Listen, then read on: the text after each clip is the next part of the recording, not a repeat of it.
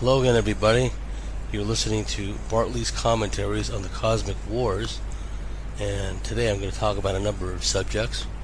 First of all, great heartfelt thanks to all the people who listened to my first semi-abortive live stream, but it wasn't really abortive first effort. What saved it, the saving grace, was the 102 or so people who decided to plug in and stuck with me through horrendous technical difficulties to get the ball rolling. I can't say enough about all of you for doing that. It made me want to continue, right? It was so good to see a lot of old friends and new friends in the chat feed, and you also switched on. You were just so down with the knowledge and the wisdom. So many of you out there. You've got the heart of lions and lionesses, and I'm proud to be with you, taking point in all this. Funny thing was, I was yakking for like about 7 or 8 minutes, thinking that my feed was going out, right? Thinking that, because I'm a newbie at this is my first live stream, so I'm just kind of looking at a picture of or a video image of myself and just talking, right? Thinking that I'm being viewed by an audience online, but that wasn't the case. So I was getting all impassioned and gesticulating and stuff because, I was getting into it. And then after, when we finally got the audio, at least the audio aspect of it in order, I was finally able to settle in to the question and answer. And it was a really enjoyable experience, I must say. So just wanted to mention that, and we'll work on the technical issues, and eventually we'll have a nice streamlined live stream just like everybody else. I'm going to mention a number of issues today which are absolutely key to what's coming down the pike.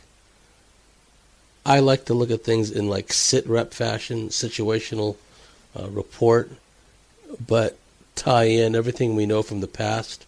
What these Luciferian commie reptiles are very good at is wiping out the past.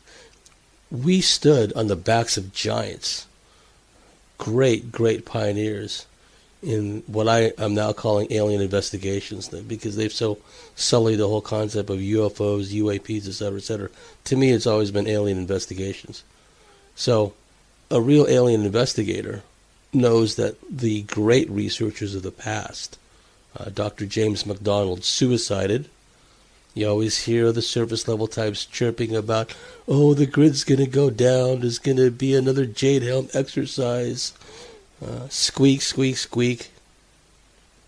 November 9th, 1965, multiple eyewitnesses, first responders, law enforcement, paramedics, etc., saw UFOs cavorting around, alien craft rather, cavorting around power lines, power transformers, power plants. And then suddenly, November 9th, 1965, you have the great Northeast blackout. So we're talking about a mega power outage. And eyewitnesses, credible eyewitnesses, saw alien craft all over the place, especially in places where there are electric grid infrastructure. Now, the surface level types will just roll their eyes, because anything that has to do with aliens and UFOs today is automatically, in their view, part of the whole blue beam thing. And I'm going to talk later about how blue beam was an offshoot of what we used to talk about, me and some of my colleagues, that they could set things up so that if, as a possible contingency, good ETs from our perspective would be coming to this planet en masse to straighten things out, they could easily mobilize public opinion and certainly their defense system to thwart this invasion by friendly ETs. But they would switch it all around and make everyone think that the friendly ETs that were coming to pull their chestnuts out of the fire were really bad ETs. And then you have the variant spin-off of that, which we now know as Project Bluebeam. So I'll get into that more in depth later, because there's issues like strategic defense initiative, the 22 or 27, I lost count, of the Marconi scientists, engineers, technicians in England working on Strategic Defense Initiative, i.e. Star Wars, all dead or suicided. So that's a whole other can of worms that we need to get into, because was the defense system, what they're now calling the Space Force, was it always designed not only as a defense force from outer space, but against specific ETs, specific alliances and groups of aliens? It's a whole other story, and we'll get into that, time permitting. Just keep in mind the iconic video footage from STS-41, I think it is, the space shuttle mission, when the video imagery captures a large saucer, or at least elliptical shaped craft, taking evasive maneuvers to avoid what looked like a huge photon torpedo come up from the Earth's surface. Okay? So it begs the question, who fired that photon torpedo? Were they humans, or human hybrids under malevolent reptilian control, for example, or aliens themselves of one stripe or another? Who fired that shot? Because I'm going to get into issues like Penturk, whales, and the previous that we know of shoot-downs or attempted shoot-downs of alien craft. We already know that there have been a lot of terrestrial Air Force interceptors or Naval Air Forces interceptors, Air National Guard interceptors, etc., that have come to grief when they were trying to intercept alien craft, or conversely, they were just attacked by alien craft for no reason, and that does happen. There's been many near misses when alien craft flew right by civilian airliners. So to say there is not a threat, that's just completely ignoring history. I spoke earlier about how one of their main tactics is to obliterate history. I was talking about Dr. James MacDonald and how he was suicided. Why was Dr. James MacDonald suicided? Now, other people may not have come to this conclusion, but I did. Because Dr. James MacDonald was going around publicly around America saying that aliens and alien craft were responsible for blackouts, not only the Great Northeast Blackout, November 9th, 1965, but all over the place, all over the country. Countless witnesses have seen them. I've seen them myself. When I was living in Claremont, which is a suburb of San Diego, I lived in a cul-de-sac right on the edge of a canyon. Across the canyon was another neighborhood, different street, and there was a big power transformer that was right across the canyon from where I lived. I didn't go to work one day. It was November, autumn, and I just felt out of sorts, so I called in sick that day. And fast forward to 5 p.m., I'm still laying in bed because I don't really feel that well. And suddenly the power goes out. As cynical and as corny as I say, roll up an image of Giorgio, I just said to myself, it's aliens, right? I think I even said it out loud, aliens, when I'm laying in bed and the lights go out for the whole neighborhood, not just my house. Now, my bedroom was situated above the driveway. The driveway was in the end of a cul-de-sac and pointed straight out across the canyon to the other side where that power transformer was. Beyond it was another development of houses. So I'm laying there in darkness, alien-inspired blackout, big deal. I'm thinking to myself. Next thing you know, a bluish-white beam of light. And understand, my bed was situated so the headboard was just beneath the windowsill, okay? So the back of my head, the top of my head, is facing out across the canyon where all this is going on. So the lights go off, I'm thinking it's aliens, and then a light beam shoots in through the window and hits the, I think the door to go out into the hallway. Immediately, I get up on my knees, put my elbows up on the windowsill, and look out across the canyon. What do I see? I see a bunch of people mistakenly call these types orbs.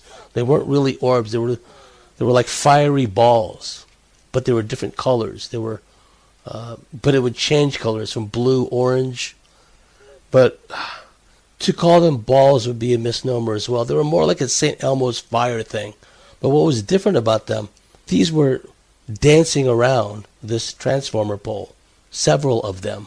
Some of them were shooting light beams, like I just mentioned, because while I'm looking out the window, I'm seeing some of them, of these fiery objects, shooting light beams across the canyon onto my driveway.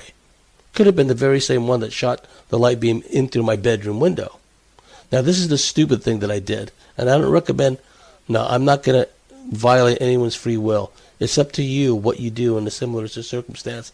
I made a mistake tactically, okay? I'm watching all this go on. I'm watching them actually shoot not just one, but like multiple beams across the canyon onto my driveway of all places, right? And they just, sent one through my window. I decide to stupidly run downstairs and look for a pair of miniature sports binoculars. And they weren't even really strong binoculars either. So I'm downstairs somewhere rummaging around looking for the stupid pair of sports binoculars.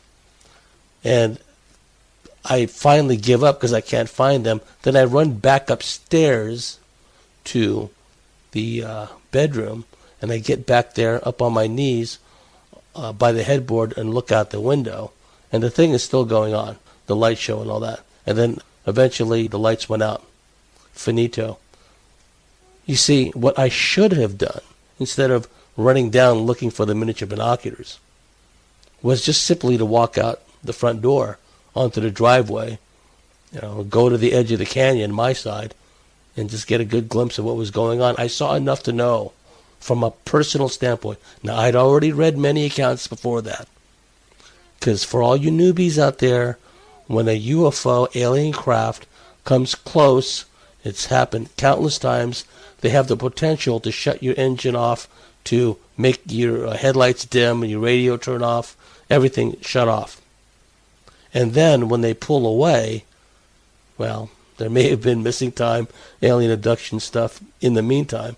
But let's just say if it was just a close sighting and then they went away, then the engine will just come back to life.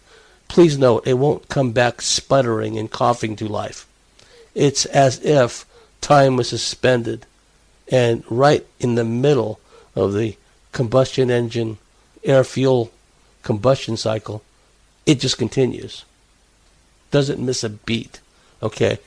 Our understanding of physics, etc., that should be impossible. But not with these alien craft. The things that happen, how reality and even the terrain can radically change once an alien craft shows up. And that has happened numerous times. So these are all issues that need to be addressed. The known capabilities, the known effects of being around the close proximity of alien craft, what it does to the environment, what it does to the animals and the flora and the fauna, all that factors in. But I digress. Dr. James McDonald, he starts going around publicly saying that aliens are responsible for all these blackouts. I'm not laughing because it's funny. I'm laughing because it's tragic and it pisses me off, quite frankly.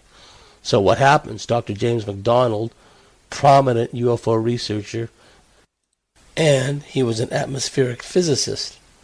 He suddenly commits suicide when people around him said, no, he was pretty cheerful. He was driven. He wanted to expose the dangers of these aliens going around knocking out our power grids, right? This is in complete variance to what these surface level types think. The obliviousness and the dogmatic adherence to taboos, where the existence of aliens completely upends their belief system. So it's their default setting is they don't exist. There's only fallen angels. There's no alien bodies. There's no recovered alien technology. Oh, they'll just turn a blind ear and a blind eye to to you when you say, yes, but all the first responders, cops, paramedics who saw alien craft near power plants, near nuclear power stations, near electrical grid infrastructure, and then suddenly there was a blackout, just like what I described in my neighborhood, right? Surface level types, no, that's just blue beam. Here's a point that blue beamers need to know. It's not a psyop if you've never heard about it. And that's a theme that I will hammer again and again. If you've never heard about it, and this UFO alien information goes back decades now, 70 plus years. If you've never heard about it, by definition, it cannot be a psyop because you're oblivious. Your backwater, your opinions don't count. So don't try to pull that psyop crap on me. It doesn't work. Dr. James MacDonald suicided. He was one of the giants whose shoulders we stand on. Another giant on whose shoulders we stand on is Dr. Oliver Fontes, the late great Brazilian alien investigator. He was so good at what he did. He was paid a visit by 2 or was it 3 Brazilian, his native country, he was a Brazilian guy, Brazilian naval intelligence. And they told him a few interesting things. First, they warned him, and they continue to warn him about talking too much about all this. And unfortunately, Dr. Oliver Fontes died an untimely death. That's another story, but these intelligence guys did admit they had recovered alien craft, which was not news to Dr. Oliver Fontes. You always hear these surface level types go, why do these saucer crashes only happen in America? No, Bolivia 78, South African shoot down 89, they've happened all over the place, actually, all over the world.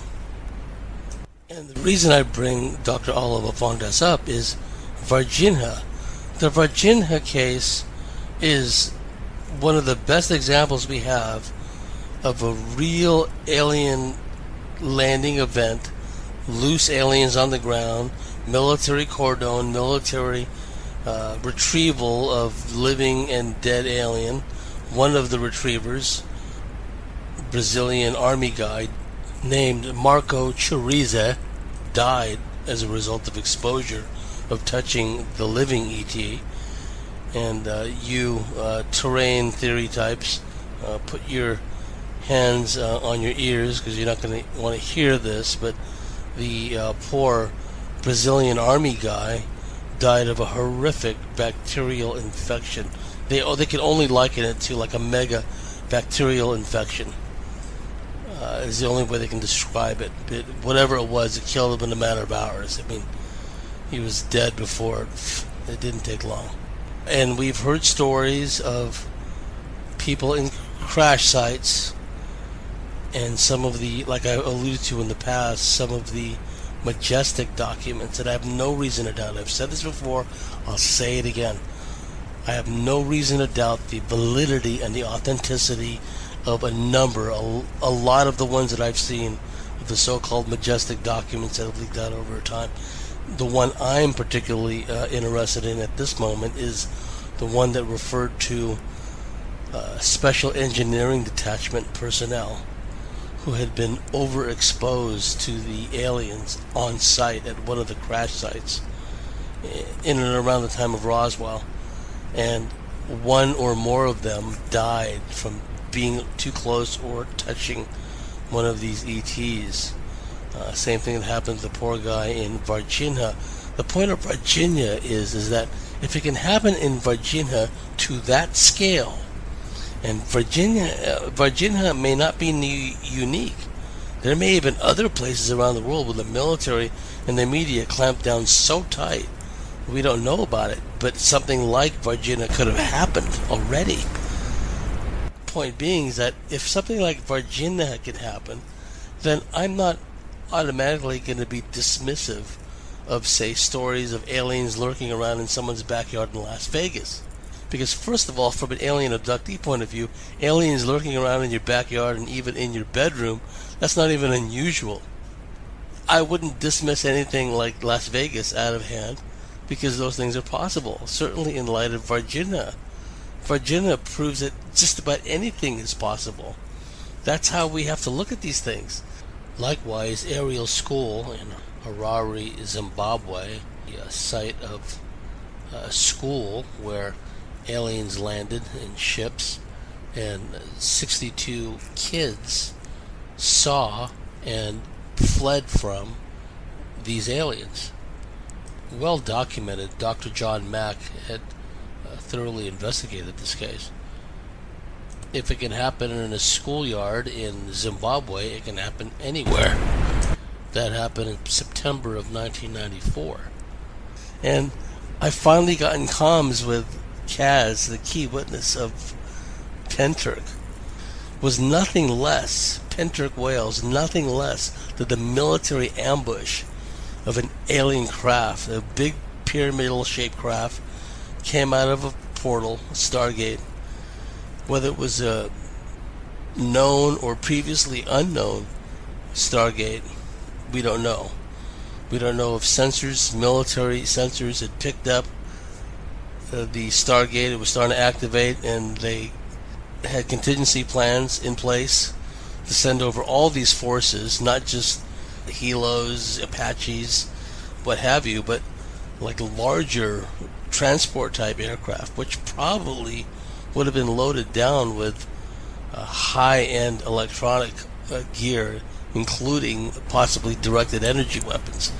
If they know something is happening, an event is potentially going to take place, and they have assets essentially pre-positioned and trained for just a contingency, they can immediately swarm on a spot where they feel that a portal is opening, a Stargate is opening, and be prepared to deal with, or try to, whatever is coming out of it. More recently, Jorge Martin, once again, has put forth information he has received about a craft taking evasive maneuvers to escape from an attack, what seemed to be a light beam directed energy weapon being shot at it. It created a porthole, a Stargate for itself, and it disappeared. And Jorge Martin asked the question, and this is exactly the question that I asked. Well, if the craft was evading this light beam, and like I said, it created a portal for itself, and then it went through the portal and disappeared, who was shooting at it? Was it the military, the human military, or was it some other ET race? Because the eyewitness said that the craft seemed to be hesitant or not willing to go right into an area quite near El Yunque, if memory serves, El Yunque Forest, which we know is a hardcore hotspot of ET activity in Puerto Rico. Jorge Martin asked, and I asked, what shot at the craft? What shot the light beam at the craft? Was it human military, or was it some other group of ETs? I'm satisfied, and Jorge Martin and others are satisfied, that there is ongoing interaction between deep black elements of the military, aerospace, the federal government, and ETs, at least with the Greys, and perhaps more than one ET race in Puerto Rico. Again, we have this issue of hostilities. I don't know if I called it STS-41 or what earlier.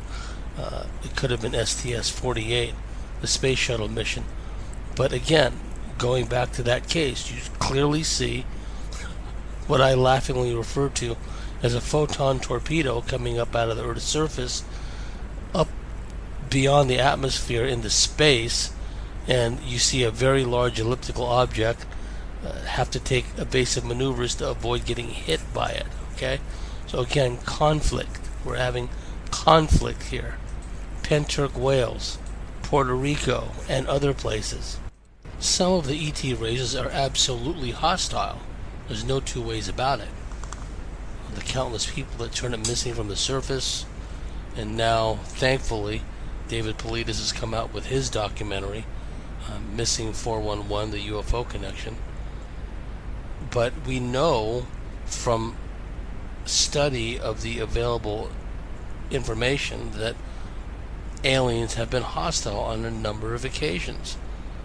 The late, great Donald Kehoe was told by his sources in the Pentagon, and this is going back to 1959, that a Braniff airline, a passenger plane, a commercial flight over Texas, was destroyed by an alien craft. And Kehoe's sources in the Pentagon believe that it was in retaliation for Air Force jets and I believe maybe an Air National Guard jet trying to bring down an alien craft in Oregon a few days before that. So these people in the Pentagon made a causal connection between the attempted shoot down of an alien craft in Oregon, and then 4 days later a Braniff passenger plane gets disintegrated in flight by an alien craft. Again, it's not a psyop if you've never heard about it. The person who discussed this with Donald Kehoe was Bob Pratt, if memory serves. Bob Pratt wrote the great book about the ET activity in Brazil, where ETs were just zapping people with light beams and doing other horrendous things and human mutilations, the whole 9 yards. I mean, there are so many instances of actual hostile activity. Some of the activity, the military response activity from ETs, is measured, as in the legendary September 19th, 1976 Iranian Air Force attempted intercept of a huge UFO over Tehran. Every time the interceptors tried to close on the UFO, brightly lit, showed up as big as a 707 on the radar return, brightly illuminated. Everyone in Tehran could see it.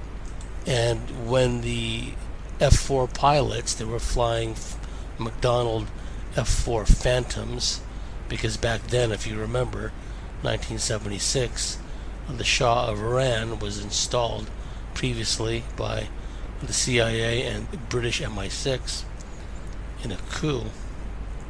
And since then, the Shah had obligingly been buying U.S. military hardware, including McDonnell Douglas F-4 Phantoms. And two of those were scrambled against this large UFO, brightly lit UFO over Tehran the night shortly after midnight, September 19th, 1976. And as the pilots tried to close on the object, their comms and their radar, everything went haywire, malfunctioned, and they had to turn away. And when they turned away after a certain distance, their comms came back, the radar came back, etc., etc. Now, the larger craft did send a smaller craft to go and chase and harass the F-4 Phantoms away. That happened as well. And what's interesting about how smaller craft come out of these bigger craft, it's not the primitive way you see with modern air forces, where like in air-to-air refueling, they have to join up, and then you have in these space missions where you have to dock and undock, and all this slow motion stuff. You don't see that with alien craft. The smaller craft fly right into the larger craft, and they don't even bother making a portal or an opening. They just fly right in.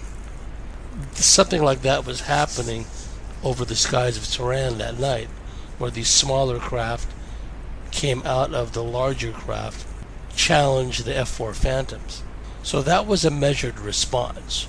Those ETs could easily have blown the F-4 Phantoms out of the sky, but they didn't. They just wanted to chase them away, leave us alone, go away, little boy, you're bothering me, kind of thing. And in Timothy Good's classic book, Above Top Secret, The Worldwide UFO Cover-Up, he talks about an incident in Korea, South Korea I think it is, where a U.S. artillery unit that was stationed there This was it during the Korean War? I have to get that book again. But at any rate, a UFO showed up, a flying saucer, classic looking flying saucer, showed up near this artillery battery, an American artillery battery, and foolishly, the commanding officer ordered one of his guns to open fire, and it did, and the object, the alien craft, was seen to be displaced by the artillery shell. It was visibly knocked back a little. What was interesting was the alien craft's response.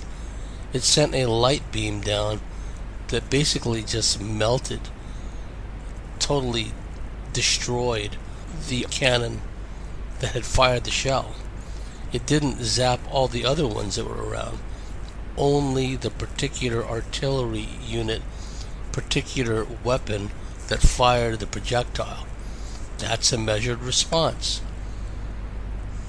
Some of the details I left out about the Tehran case was, as the F-4s, there were two scrambled, and as the F-4s got within radar weapons lock range, that's when the systems went haywire. The moment the guy was about to get his radar targeting system to acquire the target, that's when he had the problem. So are they reading the guy's mind?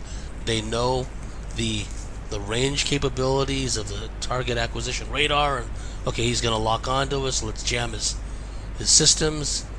What happened? So the F-4 pilots turned away. This Iranian Royal Iranian Air Force again turned away, and after they got away at a certain range, everything came back again.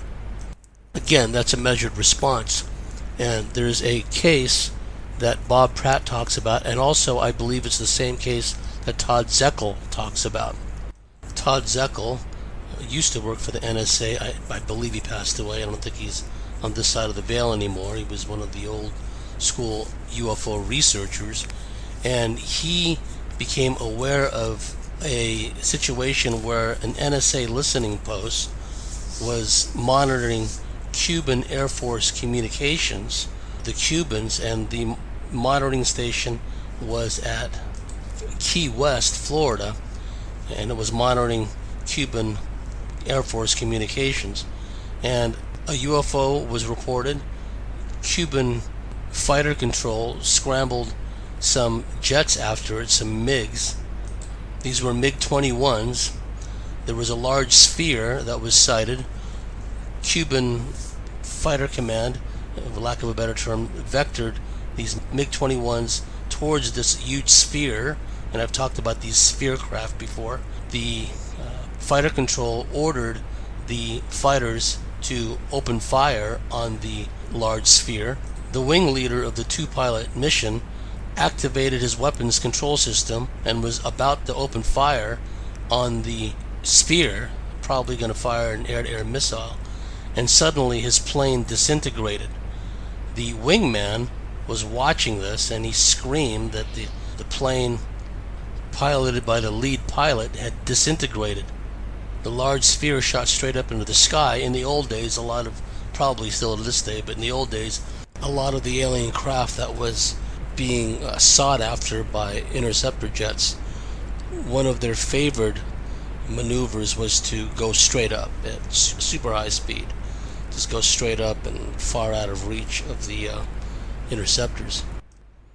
Todd Zeckel went on to say that the OSI, Air Force Office of Special Investigations, went into that NSA facility and confiscated the radar tapes and the voice communication tapes, intercepts of the Cuban Air Force communications. And then they did the usual debriefing and swearing everyone to silence on pain of whatever the latent threat is. So interesting how the Americans were listening in on the Cubans, and then the Cubans have this UFO encounter which results in the destruction of one of their aircraft. And as General Chidlaw had said decades ago, Of course, we take reports of flying saucers seriously because we've lost so many men in planes chasing after them. Okay? That's what the head of, at the time, Air Defense Command said. General Benjamin Chidlaw. I think Benjamin was his first name. Chidlaw, Chidlaw. And any time communications are interfered with, that is automatically an NSA issue right off the bat. Because NSA and its sister organization in Great Britain, Government Communications Headquarters, aside from monitoring and spying, electronically spying on others, they also maintain security of their country's own ciphers and encryption systems. So if you're having an alien craft disrupting comms, navigation, avionics, radar, target acquisition, that's big time NSA involvement right off the bat there. So interesting outcome to that particular investigation. The incident involving the Cuban MiGs and the huge sphere-shaped craft happened in March 1967. I spoke earlier about when larger craft eject or send out smaller craft. The smaller craft can just fly in and out of the craft. Once in a while, people report seeing an opening, but often as not, these craft just fly into the larger craft, and there is no opening, window, docking bay, nothing. They just fly in and out of it.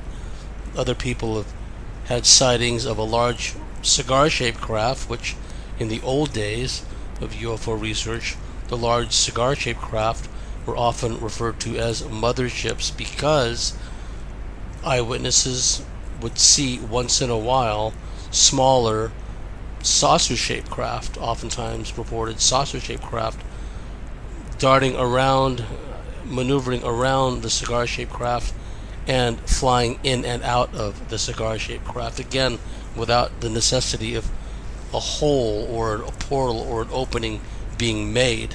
They just fly in and out.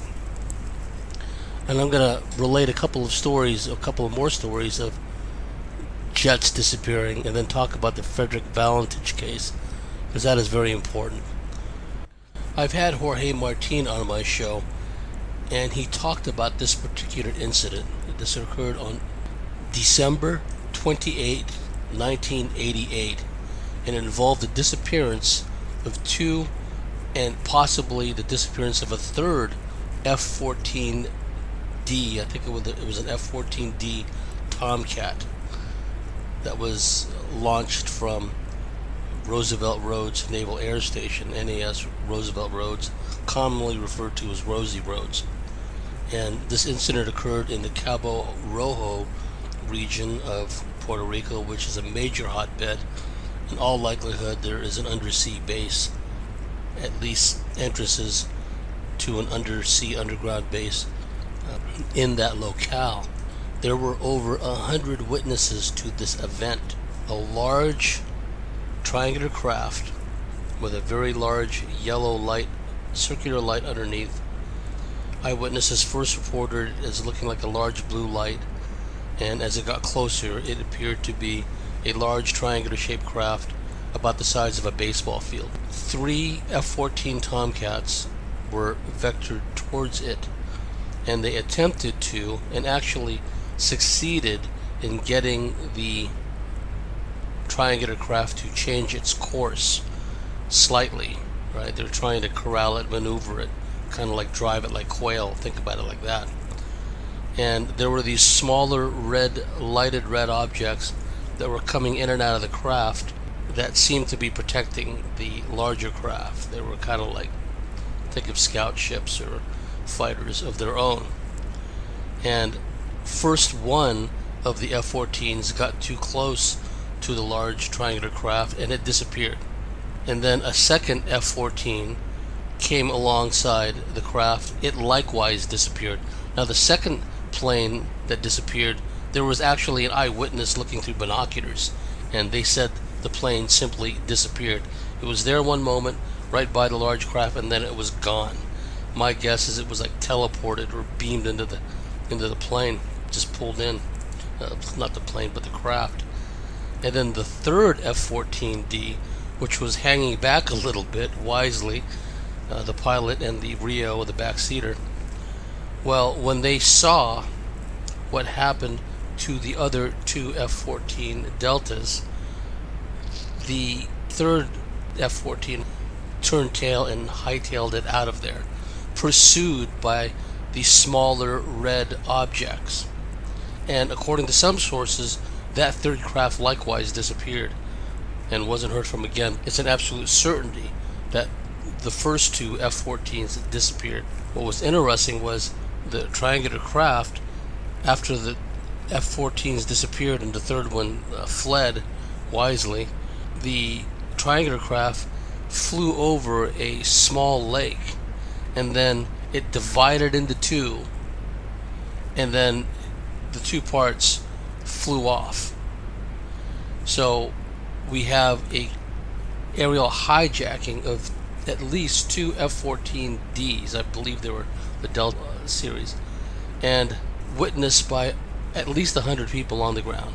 After the craft disappears, the planes disappear, the craft then is seen by multiple witnesses to divide in two, and then each part flew away. So that rules out the possibility of it being a large man-made triangular craft. Okay? Now what's interesting is, well, it's all interesting, but an interesting possible outcome is that Jorge Martin was told by some of his sources in Puerto Rico, and remember, Jorge has contacts in the federal government, in the Army National Guard. I mean, he is plugged in over there. He gets information from his fellow Puerto Ricans that are in all these different bureaucracies and agencies and what have you. He was told by people that have connections with the deep black military operation going on there that the pilots and the Rios, radar intercept officer, the backseaters, 4 in total because there was 2 planes, 2 in each plane, they were returned. They were returned by the ETs. Again, is that just doing that out of goodwill, or is there some kind of treaty that's in play? I mean, these are some of the things that we must ponder upon, right? Because it is so far beyond what these surface level types think. I mean, if some of them were listening, and the moment I mentioned triangular craft, they would have rolled their eyes. Oh, man-made TRB-3 Black Manta, whatever it's called. No, this was large. It was as big as a baseball field, and it split in two after hijacking, making 2 F-14 Tomcats disappear. Okay, that is not a man-made craft. And again, it ties in. It's like they don't have to be visibly pulled in. In fact, observers said that the planes just disappeared. I spoke earlier about the Cuban MiG incident with the spear-shaped craft, March 1967.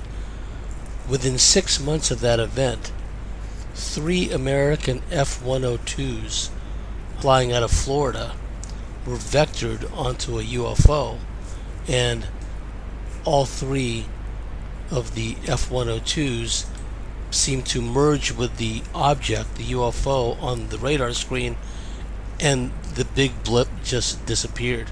Along with it, the 3 F-102s.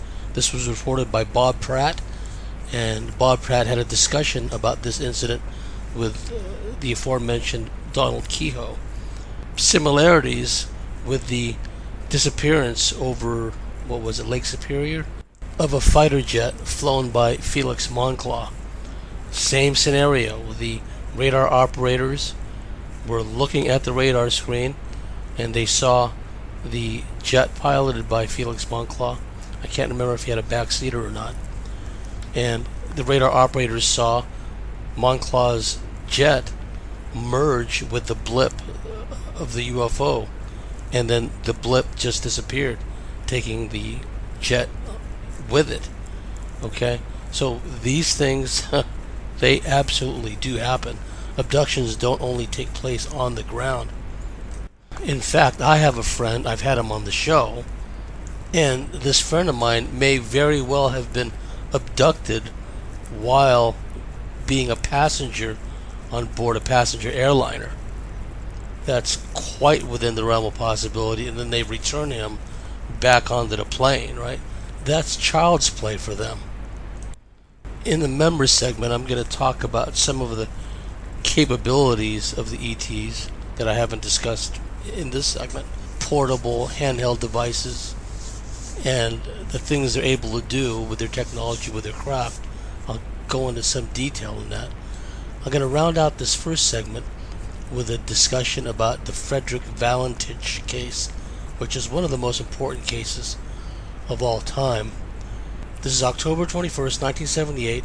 A 20-year-old Valentich rented a single-engine plane out of Victoria's Moorabbin Airport with plans of heading to Tasmania's King Island to catch seafood. Now I'm going to start reading from an article, and this was from news.com.au, Dateline, A Pilot's Strange Act Before UFO Sighting. This is a lamestream publication, so they tried to cast some doubt on the mental capabilities, the psychological behaviors of Frederick Valentich. The authorities have tried very hard to debunk and dismiss this, to dismiss any notion that an unidentified flying object was involved, despite the fact that Valentich was reporting in real time to air traffic control that this craft, I'll describe it in a moment, and was playing a game of tag with him, flying around, buzzing around him, doing things that normal planes can't do. So I'm going to read from the article the key points. And I first became aware of this case reading the book Above Top Secret, the Worldwide UFO Cover-Up, written by Timothy Good. I always reference that book. It's one of the Bibles in UFO alien investigations literature. Continuing, but things took a terrifying turn when he, Frederick Valentich, noticed he was being followed by another aircraft. It has been 40 years since the young Aussie pilot disappeared over the Bass Strait, and in that time, no one has come any closer to finding out what happened to him. And this article was written July 29th, 2018, so about 5 years ago.